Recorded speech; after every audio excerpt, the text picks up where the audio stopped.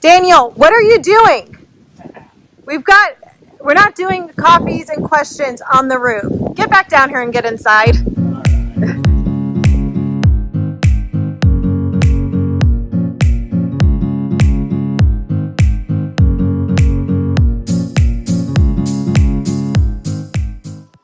Hey guys, we are very excited today for episode 7 of Coffee and Questions. Cheers! Cheers. We've got Daniel Guthrie here today with... C2C home inspections. So what type of inspections are done? Like what can a buyer expect to see or go through once they're meeting with you and have scheduled that appointment?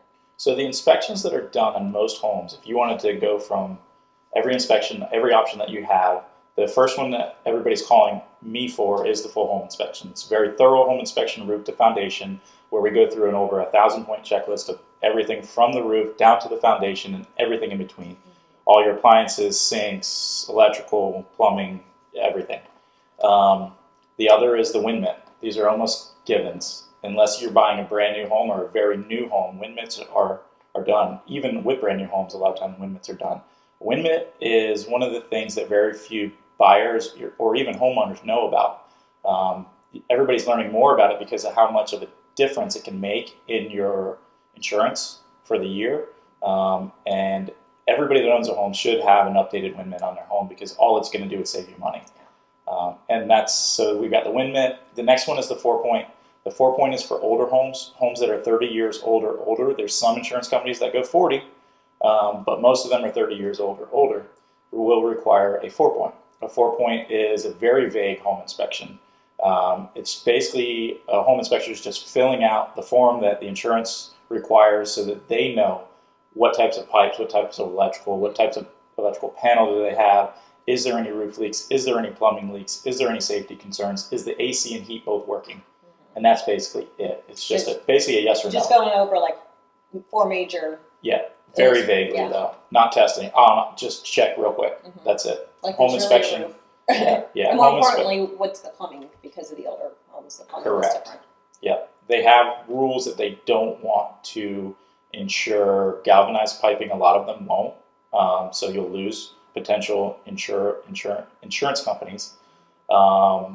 Single strand aluminum, which is very rare around here, but certain types of electrical panels, name brands they know they've had issues with, you'll have to replace certain things like that. So that's basically what they're really looking for is major concerns to them that they've learned about in the past by doing their numbers, their insurance companies. So they know what's risky and what's not. Okay, so are there any additional inspections that are also done along with those reports? Because those reports are what, like 1 to 4 pages aside from the full home inspection. The 4-point and the wind mitigation is about 4 pages long, right? Yeah, absolutely. And we put together really nice reports for those, the insurance agents like us when we do them, because when I first started 12 years ago in this business, it was a handwritten, and then you included pictures differently. Now, with technology that changes, I've got it all in one report. Pictures are all included. I don't get the phone calls from insurance companies anymore, and you will have that report. It's good for at least 5 years. On top of those 3 inspections that we've already talked about, there's a termite as an option. On wood framed, I definitely recommend that you do it. Every wood frame home should do a termite in our area. I sub that out, and I sub it out for particular reasons. My first partner would do his own inspections on termites, and it's very easy to do your own inspection. As a termite inspector, you get qualified by another company. His was in Orlando. He went to a class for a day, a couple hours, 3 hours, and he was qualified. And they actually charge. It's between $35 and $55 for every report that you put out. They charge you for it. So he was able to make a little bit of extra money by doing it. However, when he did find termites, it was very difficult for him because he wasn't a termite pest control company that could actually give you estimates for repairs, and he didn't really go over repairs and how to do them and what to do and different options and being able to give a price. So what happens in that circumstance is that you had to actually hire another company, because you don't own the house yet, to come out and give you a price for this type of thing, and you're being charged twice. The other advantage of it is with the guy that I've used the most thorough guy. He's not the cheapest guy in town, but he's the most thorough guys that I found. I've got a list between 3 and 5 guys in our community that are very good. They all climb through attics. That's my biggest thing. So with that, it's a huge advantage by using us because you have two sets of eyes climbing through an entire attic looking for similar things. He's obviously looking for deterioration, damage caused by termites, but moisture wood rot also shows up on a termite inspection, wood destroying organisms. So it's awesome to have the two sets of eyes, because I don't climb through attics to check my roof ever, nor does my husband. So at least when we're purchasing a property, we've got that safeguard of not only you, but somebody else looking as well. Yeah. And roofs are probably one of the biggest concerns, especially with most roofs being installed in 2005. We're finding roof leaks a lot more prevalently now than what we did in the past 5 years, 10 years when I first started. They were all new roofs when they first started. It's 15 years ago. Oh, yeah. How does that happen? How is it already 15 years since 2005? Or almost. The next one we have is septic. Uh-huh. I also sub that one out. It's a dirty job. I don't know any home inspector in town here that does it. Yeah. I have a guy that I've used everybody in town once again, and I've got a guy that I think is the best in town. He's more on the lower price range, which helps the buyers, but he's very good. All he does is pump outs and inspections. I've got 2 different guys that I use. Religiously, I've got 2 different guys. I mean, I've got pretty much everybody in town's number to use if these guys aren't available. But the guy that I use most often is very easy to schedule. He shows up at the same time that I'm there. So if there is an issue, I can ask him questions as if I was the buyer. So I have answers for the buyer too as well without having to talk to the septic guy. I can answer as many questions as I possibly can. And if you need to talk to him, I can give you his number. You can talk to him too if there is major issues that come up. But it's a pass-fail, in my opinion. It isn't something, there's no real gray areas. There's a couple little minor repairs that may be needed on some of these, but it's basically, is it working or is it not? And when we're doing the test, when I'm there, I'm opening up all of your sinks. I've been running your washing machine, your dishwasher, your tubs are opened up. So we're simulating an entire family using the sink, taking a shower, bath, running the washing machine, doing laundry for 25 full minutes. Your drain field should take all of that water for 25 full minutes. The minimum time is 15 minutes in our area to do a proper septic inspection. My guy usually does at least 20, 25 minutes. On older systems where he's worried about it, he'll go even a little bit further just to make sure it's working properly. Okay, so it's kind of like overloading the system in a home that's, all those things aren't happening right now, but to simulate those types of things. Well, we're simulating you having company basically, so that if you're having a party, you know that you can trust that the system's going to be able to handle it. So that's the key.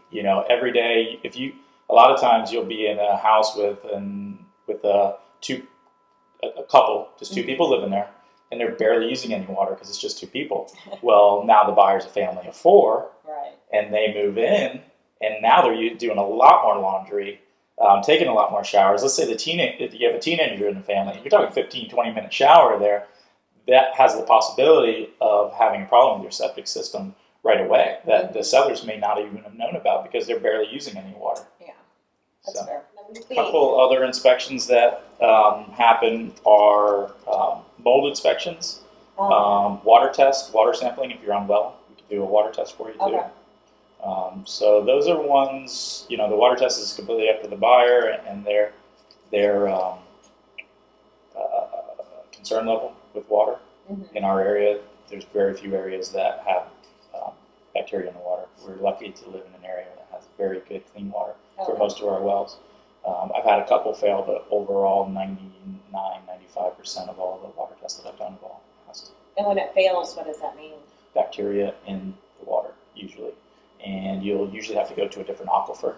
The last one that I had failed, they took the irrigation pump.